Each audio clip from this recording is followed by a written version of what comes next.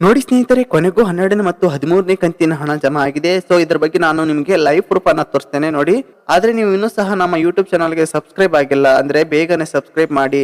ಸ್ನೇಹಿತರೆ, 12ನೇ ಮತ್ತು 13ನೇ ಕಂತಿನ ಹಣ ಗೃಹಲಕ್ಷ್ಮಿಯ ಪ್ರತಿಯೊಂದು ಫಲಾನುಭವಿಗಳಿಗೆ ಸರ್ಕಾರದಿಂದ ಜಮಾ ಆಗ್ತಾ ಇದೆ. ಗೃಹಲಕ್ಷ್ಮಿಯ ಪೆಂಡಿಂಗ್ ಹಣ 12ನೇ ಮತ್ತು 13ನೇ ಕಂತಿನ ಹಣ ಒಟ್ಟು 4,000 ಪೆಂಡಿಂಗ್ ಇತ್ತು, ಜಮಾ ಮಾಡ್ತಾ ಇದ್ದಾರೆ ನೋಡಿ. ಬಹಳಷ್ಟು ಜನ ಕಾಯ್ತಾ ಇದ್ರು ಇವತ್ತು ಬರುತ್ತೆ ನಾಳೆ ಬರುತ್ತೆ ಅಂತ. ಕೊನೆಗೂ ಗೃಹಲಕ್ಷ್ಮಿಯ 12ನೇ ಮತ್ತು 13ನೇ ಕಂತಿನ ಹಣ ಬಂದಿದೆ. ಯಾವ ಜಿಲ್ಲೆಗೆ ಬಂದಿದೆ, ಯಾವ ಜಿಲ್ಲೆಗೆ ಬರಲಿಕ್ಕೆ ಬಾಕಿ ಇದೆ ಎಂಬುದರ ಮಾಹಿತಿಯನ್ನ ತಿಳಿಸ್ಕೊಡ್ತೇನೆ. ಹಾಗಾಗಿ ಯಾರು ಕೂಡ ವಿಡಿಯೋವನ್ನು ಸ್ಕಿಪ್ ಮಾಡಬೇಡಿ. ಹಾಗೆಯೇ ನಿಮಗೆ ಸಾಧ್ಯವಾದಷ್ಟು ಈ ವಿಡಿಯೋವನ್ನು ಶೇರ್ ಮಾಡಿ, ಓಕೆನಾ.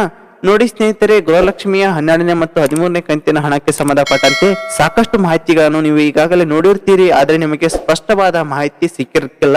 ಈ ಒಂದು ಉದ್ದೇಶಕ್ಕಾಗಿ ನಾನು ಕಳೆದ ವಿಡಿಯೋದಲ್ಲಿ ಎಕ್ಸಿಟ್ ಪೋಲ್ ಅನ್ನ ಪೋಸ್ಟ್ ಮಾಡಿದ್ದೆ. ಸೊ ಈ ಒಂದು ಎಕ್ಸಿಟ್ ಪೋಲ್ ಗೆ ಸಾಕಷ್ಟು ಫಲಾನುಭವಿಗಳು ಉತ್ತಮ ರೀತಿಯಲ್ಲಿ ಸ್ಪಂದಿಸಿದ್ದಾರೆ ನೋಡಿ. ಎಕ್ಸಿಟ್ ಪೋಲ್ ಗೆ ನಮ್ಮ ಒಬ್ಬ ವೀಕ್ಷಕರು ಈ ಎಕ್ಸಿಟ್ ಪೋಲ್ ಗೆ ಕಮೆಂಟ್ ಅನ್ನ ಹಾಕಿದ್ದಾರೆ. ಈ ಮೂಲಕ ಇವರಿಗೆ ಒಟ್ಟು 4,000 ಹಣ ಜಮಾ ಆಗಿದೆ.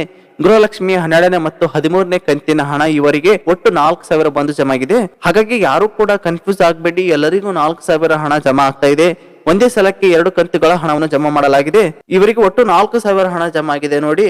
ಆಲ್ರೆಡಿ ಬೆಂಗಳೂರು ವಿಭಾಗ ಮತ್ತು ಮೈಸೂರು ವಿಭಾಗಕ್ಕೆ ಈ ಹಣ ಒಂದು ಸೇರಿದೆ. ಗೃಹಲಕ್ಷ್ಮಿಯ 12ನೇ ಮತ್ತು 13ನೇ ಕಂತಿನ ಹಣ 2 ಹಂತಗಳಲ್ಲಿ ಸರ್ಕಾರದಿಂದ ಒಟ್ಟು 4,000 ಹಣನ ಜಮಾ ಮಾಡಲಾಗಿದೆ.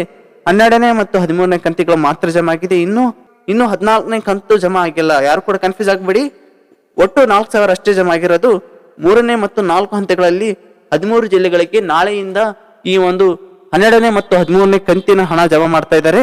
ಮೊದಲನೇದಾಗಿ 3ನೇ ಹಂತದಲ್ಲಿ ಬೆಳಗಾವಿ ವಿಭಾಗ ಮತ್ತು 4ನೇ ಹಂತದಲ್ಲಿ ಕಲಬುರಗಿ ವಿಭಾಗಕ್ಕೆ ಗೃಹಲಕ್ಷ್ಮಿಯ ಪ್ರತಿಯೊಂದು ಫಲಾನುಭವಿಗಳಿಗೆ 12ನೇ ಮತ್ತು 13ನೇ ಕಂತಿನ ಹಣ ಇವರಿಗೆ 4,000 ಹಣ ನಿಮ್ಮ ಖಾತೆಗಳಿಗೆ ಬಂದು ಸೇರಲಿದೆ.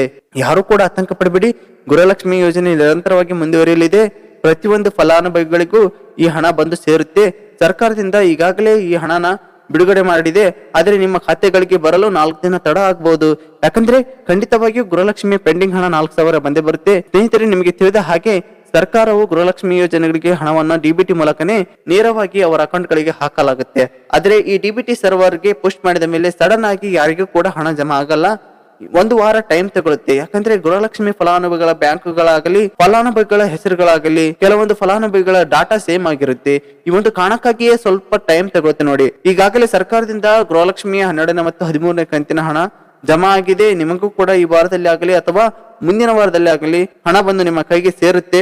ಹಾಗಾಗಿ ಯಾರು ಕೂಡ ಆತಂಕ ಪಡಬೇಡಿ, ಖಂಡಿತವಾಗಿಯೂ ಬಂದೇ ಬರುತ್ತೆ ನೋಡಿ. ಇಷ್ಟು ಗೃಹಲಕ್ಷ್ಮಿ 12ನೇ ಮತ್ತು 13ನೇ ಕಂತಿನ ಹಣದ ಬಗ್ಗೆ ಸಂಬಂಧಪಟ್ಟಂತೆ ಮಾಹಿತಿಯನ್ನ ನೀಡಿದ್ದೆ.